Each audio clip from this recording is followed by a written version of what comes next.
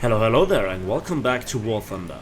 As you can see, we are flying the Japanese premium fighter, the A7M1 NK9H, which is a fantastic plane. I love the look of it. It has a lot of style, and with a quadruple plated propeller, with two 20mm cannons, two 13.2mm Type 3 machine guns, all wing mounted with those long wings, long wings, and also the bright orange camouflage.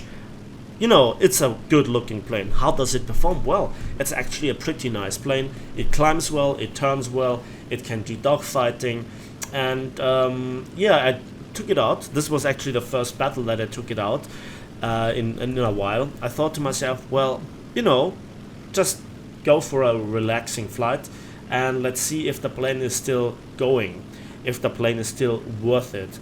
I always recommend this plane for the Japanese, in contrast to the other 4.7 battle rating premium plane, which is a Focke-Wulf, because it's just such a massive contrast in performance. While the Focke-Wulf relies teamwork and relies on being on top of the enemy team, doing boom and zoom attacks, and on the massive firepower, this plane can actually play around a little bit with the enemy, can go in some turn fights, and also can do boom and zoom attacks. Maybe not as good, maybe better. It's up to you how you feel about it. It depends on the situation, the altitude, of course. But overall, I think this is a plane that just gives you a more relaxed feeling. So the overall tactic for this match: first of all, climbing, sticking with your team, observing the map, looking where the enemy is positioning themselves, and let's see what they are doing. Now I have to say, in my video how I get huge amount of silver lines, I was criticized for showing the German premium P-47, and of course you can do it with other premium planes. And if you have no premium plane at all, you also can do it with a plane that you feel very comfortable in. And if you are ranting about the German P-47, why not rant also about all those Russian premium B-25s, or the Russian premium P-47, or some other premium planes from other nations in other nations' tech trees? So there is so much to rant. The German P-47 has received a quadruple nerf. 50 cals have gotten worse, the flight model has gotten worse, the airspawn was removed, and the battle rating was increased. So a lot of nerfs, and it's still valuable. The same goes with this. I think it never has really changed, and that is also a problem because it never has really received the 20mm buff. And it's not just this battle, it's not just this experience. I experienced this with some other Japanese planes throughout the weeks that I've flown them now and then. It was always kind of a disappointing 20mm performance. I've flown now the Italian and Germans, wonderful 20mm in terms of hitting power. The same goes for the American ones. They really hit hard. And the same goes here for all the Hispanos that have flew so fast. They have really dropped in terms of their sparking. This one, though, is not really there. And there we can see the P8 executing the A6M5 with a one-shot that actually set him on fire. And this is, I guess, an eye for an eye, but not the way that they expected. So now you can see the wonderful, or you can hear the wonderful sound of the slow firing 13.2mm. I love that sound for a change. I got a little bit fed up with the German P-47 after earning 14 million silver lines with it over the course of the last days, and I thought, well, better go with this one here for a change. The premium booster that I have activated is a rather small one. It's only a 50% one, but it's better than nothing. And so far I haven't done any fancy things. What I haven't talked about is when to actually activate the order. You can see that Yak 3 is actually doing some weird climbing, and then I can see why. He wants to go into a head-on with a J2M, which is a bad thing. Yeah, and I would have wasted here the activation. The Yak 9 coming in, should I activate the order, yes or no? I kind of don't think that I will get him into a head-on despite this burst, and then I receive a hit, but he burns, and I think to myself, okay, activate the order, go to orders, and there it is. And now I have to hope that he actually burns down, that the fire doesn't get extinguished, that the Gaijin award system works, and none of my team members are actually committing here a ramming attack or kill stealing. And indeed, I get the kill. Next customer is here another Yak 9, and he's going into a fight here with a 0. If it's going to be a turn fight, then not very good. And I easily have him. I'm very convinced that I have him. We get the shots out, we hit him, and no real damage. And it doesn't have to seem affected his performance at all. Here you can see how beautifully it turns. It actually turns too sharp for my pallet. I tried to do it here with the negative elevator. I still can control the plane despite having lost control. So nice mechanics, Gaijin. And then we hit him more and more and more. He's flying between our shots. And finally we pump in so many shots that he actually goes down, securing me my second kill for that order.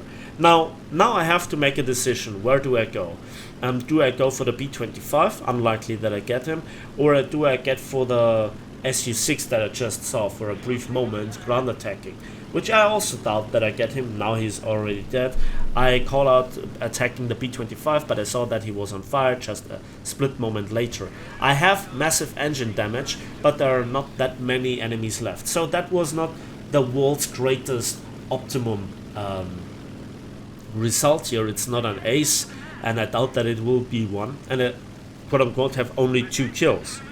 But it's the same matter. That's a okayish average game. That's all that I'm asking for. And I now decide to go back to base to land, repair, rearm, refuel, and then hopefully hunt down the last 2 enemies. Now you can see there are 3 minutes left. That's plenty of time, but it's nowhere near enough time to go back to base, do the repair, and take off again and get into the fight. It's very likely that the last 2 enemies are actually hiding somewhere. In retrospect, of course, this was not the world's greatest decision that I make here, but if you see nothing there, you see no dot, you see no kill messages, and you just only see here on the stat card or the leaderboard that he attacked actually a base, I assumed that he's some sort of ground attacker, maybe a bomber, something like something along the lines like this. Now, back to the 20mm with the Japanese. They are in a pre-buff state, so they have not received any sort of the buffs that the Hispanos, the German mine shells, or the American A7M series of cannons has received.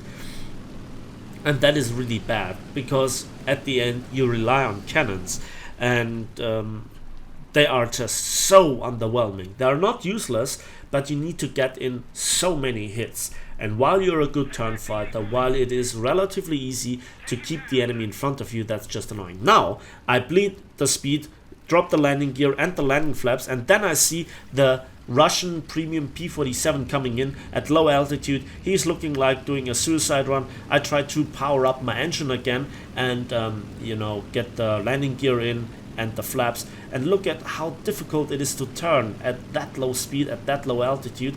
And I'm about to, you know, say, oh goddamn, maybe this was a mistake. He's spraying, I open up fire early on, and for some miracle I get him, and yeah, we both shoot each other down. And in my opinion, that is a good trade. He got a plane out of it, I got a plane out of it, I got a 3rd plane within the time frame of the order, and he was the last player alive. He was not running, and it ends the battle in around 9 minutes, and that is perfectly fine. Don't get me wrong, I don't want Air Realistic to become a 5-minute brawl and that's it. But the last enemy running, that's always annoying. And then we see objective completed, 120,000 silver lines with a small booster. So I think that the priorities shift, and already when I made this comment I received some comments, oh, prove it, every game must be 400,000 silver lines. You know, I'm really glad about 220,000, of which over half of it were down to the mission objectives and orders. And if you can repeat this multiple times, you know, you only need 4 or 5 battles to make 1 million, and there is just nothing wrong with that. You can see here the 50% civil line booster, ignore here the 30% RP booster. That's it for me today, so thanks for watching, thanks for listening. I hope you enjoyed this video. Please give it a like if you did, subscribe if you want to see more, and we'll see each other in the skies of War Thunder.